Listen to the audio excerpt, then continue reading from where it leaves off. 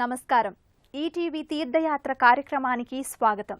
ఆపద మొక్కులవాడు అనాథ రక్షకుడు అయిన శ్రీ వెంకటేశ్వర స్వామి దీనజన బాంధవుడు. ఆ వెంకటేశ్వరుడే శ్రీ కురుమూర్తిగా మహబూబ్ నగర్ జిల్లా ఆత్మకూరుకు 11 కిలోమీటర్ల దూరంలోని కురుమూర్తి పర్వతాన వెలసి ఉన్నాడు. ఈనాటి తీర్థయాత్రలో కురుమూర్తి వెంకటేశ్వర దేవస్థానాన్ని దర్శించి ఆ క్షేత్ర మహత్యం విశేషాలు తెలుసుకుందాం.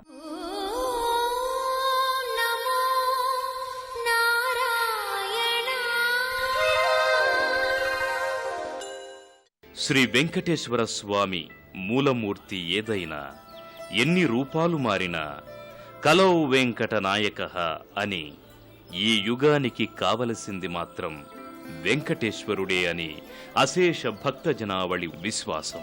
నేడు మహబూబ్ నగరుగా ప్రసిద్ధమైన పాలమూరు జిల్లాలో చిన్న చింతకుంట మండలం ఆత్మకూరు తాలూకా అమ్మాపురం వద్ద కొండలలో నెలకొన్న దైవం శ్రీ కురుమూర్తి వెంకటేశ్వరుడు.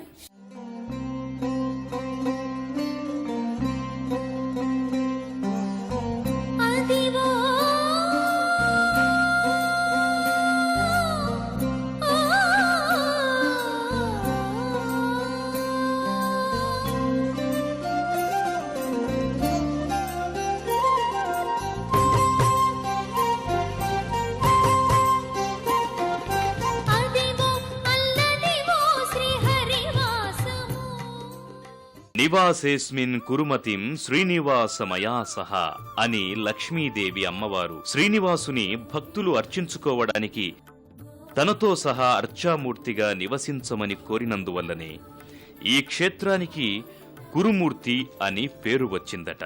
వాయుదేవునికి మేరు పర్వతపు పుత్రుడైన ఆనందగిరికి మధ్య వారి వారి బలబలాల నిరూపణకై వాదులాట జరిగింది. దానివల్ల 14 లోకాలు కల్లోలపడ్డాయి. విష్ణువు తన కృష్ణావతారంలో ఆలపించిన వేణుగానానికి తన్మయుడైన శేషుని పట్టు సడలటంతో వాయుదేవునికి ఆనందగిరి పర్వతాన్ని ఆకాశ మార్గాన తీసుకెళ్లగలిగే అవకాశం దక్కింది. అలా ఆకాశ మార్గాన తీసుకువెళ్తున్నప్పుడు ఆ పర్వతంలోని ఓ భాగం విరిగిపడింది. అలా విరిగిపడిన స్థలమే కురుమూర్తి అని స్థల పురాణం ద్వారా అవగతమవుతోంది. కురుమూర్తిలో అలా ఏర్పడిన దివ్యధామాన వెలసిన శ్రీహరి కోవెలను తిలకించి పునీతులమౌదాం. ఆ ఆలయ గర్భాలయంలో స్వయంభువుడుగా వెలసిన శ్రీ వెంకటేశ్వర స్వామిని దర్శించుకుందాం. ప్రధానాలయం లోపలికి వస్తున్నప్పుడు స్వామివారి పాదుకలు గరుత్మంతుని గుడి కనిపిస్తాయి. తూర్పు వైపు నుంచి లోపలికి రాగా గరుడాళ్వార్ విగ్రహానికి మరోవైపు ఆళ్వారుల విగ్రహాలున్నాయి. విశిష్టాద్వైత ప్రవక్త అయిన రామానుజాచార్యుల వారు కురుమూర్తి స్వామికి ఆరాధనా కైంకర్యాలు వైష్ణవ సంప్రదాయానుసారం చేశారని చెబుతారు. అక్కడ నుండి ముందుకు రాగా ద్వారపాలకులు జయ విజయులు దర్శనమిస్తారు. గర్భాలయంలో వెలసిన శ్రీ స్వామి స్వయంభువుడని భావిస్తారు. తిరుపతిలో వలనే కురుమూర్తి కొండపై వెంకటేశ్వరుడు వెలిశాడు. అందుకే ఈ ఆలయంలోని మూర్తి దివ్యమంగళ విగ్రహంగా దర్శనమిస్తుంది.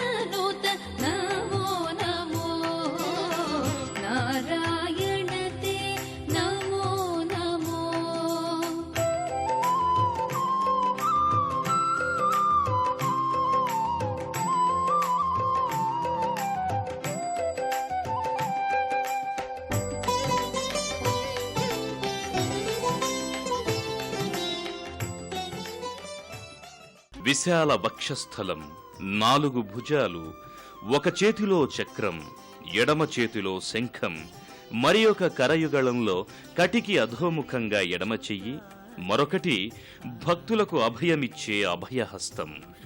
శాంత కరుణ గంభీర భావాలతో అందమైన వదనం కన్నులు తెరుచుకొని దర్శన భాగ్యాన్ని కలిగిస్తుంది. తలపై కిరీటం మెరుస్తూ ఉంటుంది. కాసుల పేరు కూడా దాల్చి దివ్యమంగళమూర్తి భక్తి తన్మయులను కావిస్తుంటారు.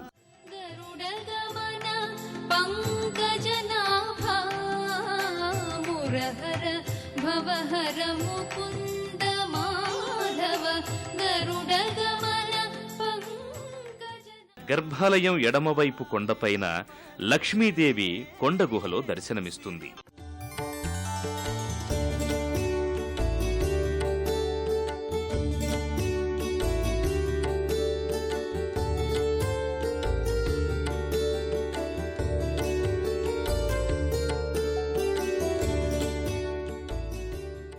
తిరుమల గిరీశుడుగా వెలసిన కలియుగ దైవం శ్రీ వెంకటేశ్వరుడు.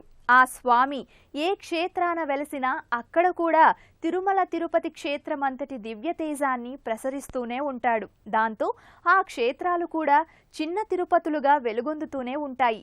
అటువంటి దివ్యప్రభతో విరాజిల్లుతున్న కురుమూర్తి ఆలయ ప్రాంగణంలో కొలువై భక్తుల నీరాజనాలందుకుంటున్న అనేక దేవీ దేవతలను కూడా దర్శించుకుందాం. మెట్ల మార్గంలో ఎడమవైపు ఆంజనేయ స్వామి గుడి ఉంది. ఎర్ర చందనం అలదినట్లు ఆంజనేయుడు ప్రకాశిస్తుంటాడు. ఆ గుడి దాటి ముందుకు వస్తే ధ్వజస్తంభాన్ని ఆనుకుని సుదర్శన స్వామి గుడి ఉంది. అక్కడే పాదమంటపం ఉంది. శ్రీపాద చిహ్నాలను భక్తులు దర్శించుకునే చోటిది. సుదర్శన చక్రంతో సరళ అలంకరణతో శోభాయమానంగా కనబడుతోంది. కురుమూర్తి ఆలయానికి ఎదురుగా ప్రాకారాలకు దిగువన చెన్నకేశవ స్వామి ఆలయం ఉంది. ఈ చెన్నకేశవుడు ద్వాపర విష్ణువని కొందరి భావన. మద్దిలేటి చెన్నకేశవ స్వామి ఆలయంగా ఇది ప్రసిద్ధం.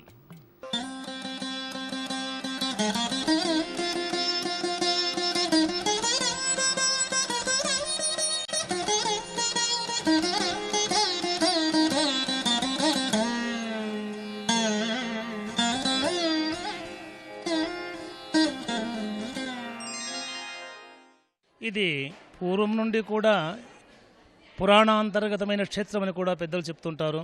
ఇది స్కాంద పురాణంలో దూర్వాస దిలీప సంవాదము అని 9 అధ్యాయములు కథని చెప్తుంటారు. మరి ఇట్టి క్షేత్రంలో పూర్వకాలంలో చాలా కీకారణ్యం బ్రహ్మారణ్యం అటువంటి సమయంలో కూడా ఈ గుహ ఉండిన్నది. ఈ గుహలో కాంచన గుహ అంటారు. ఈ కాంచన గుహలో శ్రీనివాస స్వామి వెలిసినారని ప్రతీతి. అయితే ఇందుకు కారణంగా కూడా చాలా పురాణాలు పెద్దలు కొన్ని సద్గ్రంథాలు కూడా చెప్తున్నాయి. ఇక్కడ పాంచరాత్ర ఆగమోక్త ప్రకారంగా కూడా పూజాధికములు నిర్వర్తించబడతాయి. ఉత్సవాలు కూడా అదేవిధంగా నిర్వర్తించబడతాయి. మరియు ప్రతి శనివారం కానీ పౌర్ణమి కానీ అమావాస్య కానీ కూడా భక్తులు తండోపతండాలుగా వచ్చి వారి కోరికలను తీర్చుకొని ఉంటారు. రోజు రోజుకు జనాదరణ ఎక్కువై విశేషంగా కూడా ఈ క్షేత్రం ప్రజలను ఇతర రాష్ట్రాల నుండి కూడా భక్తులను ఆకర్షిస్తున్నది. కురుమూర్తి దేవాలయంలో జరిగే ఉద్దాల ఉత్సవం నయనానందకరం. ఆ ఉద్దాల ఉత్సవానికి ఓ ఇతిహాసం ఉందని చెబుతారు. శ్రీనివాసుడు లక్ష్మీ సమేతుడై కురుమూర్తి పర్వతంపై విశ్రమించటానికి వెళ్తుండగా కృష్ణానదియే వారి పాదాలకు పాదుకలు సమకూర్చిందట. కొంత దూరం నడిచిన అలసట వలన కురుమూర్తి పర్వత గుహముఖాన పాదుకలను విడచి విశ్రమించారట. ఆ పాదుకలకే ప్రతి ఏటా కార్తీక మాస శుద్ధ సప్తమి రోజున ఉద్దాలోత్సవం పేరిట పాదుకోత్సవం వైభవోపేతంగా జరుగుతుంది. ఆ క్రతువుని మనము చూసి తరిద్దాం.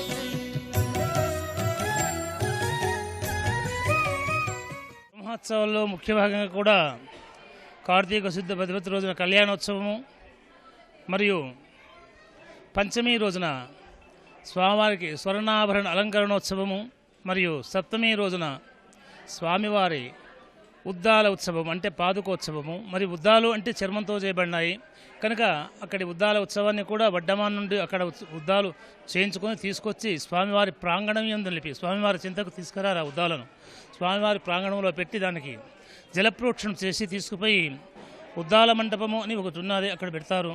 మరి ఇది చాలా అత్యంత వైభవంగా చాలా భక్తజన సందోహంతో కూడి చాలా విశేషంగా కూడా జరుగుతుంటుంది. కనుక అందరూ కూడా ఈ ఉత్సవం చూసి కృతార్థులు అవుతున్నారు అని మరీ తెలియజేస్తున్నాం. జయశ్రీ. ప్రతి ఏటా కార్తీక మాసంలో జరిగే ఉత్సవాలకు భక్తులు పెద్ద ఎత్తున తరలివచ్చి స్వామిని సేవించుకుంటారు. ఉత్సవ కాలంలో ఈ ప్రాంతమంతా జాతర సంరంభాన్ని సంతరించుకొని కళకళలాడుతూ ఉంటుంది. కురుమూర్తి క్షేత్రంలోని ఒక ప్రత్యేకత ఉద్దాల ఉత్సవం.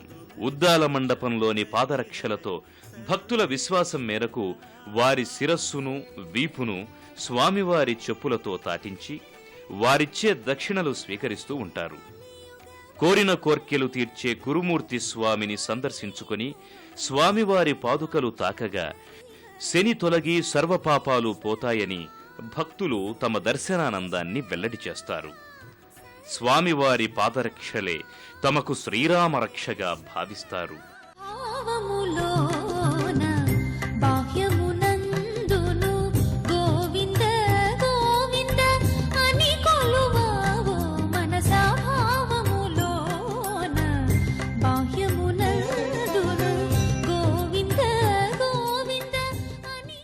వెంకటేశ్వరుడు లక్ష్మీ సమేతంగా ఇక్కడి క్షేత్రంలో దర్శనమిస్తూ ఇది కూడా కలియుగ వైకుంఠమేనని భక్తులకు భావింపజేస్తాడు. నానావిధ పూజలందుకుంటున్నాడు. ఏటేటా వివిధ ఉత్సవ సంబరాలతో జానపదులను సైతం భక్తిభావ విలసితులను చేస్తున్నాడు. అత్యంత శోభాయమానంగా విరాజిల్లుతున్న కురుమూర్తి వెంకటేశ్వర స్వామి కరుణా కటాక్ష వీక్షణాలు మనందరిపైన ఉండాలని కోరుకుందాం.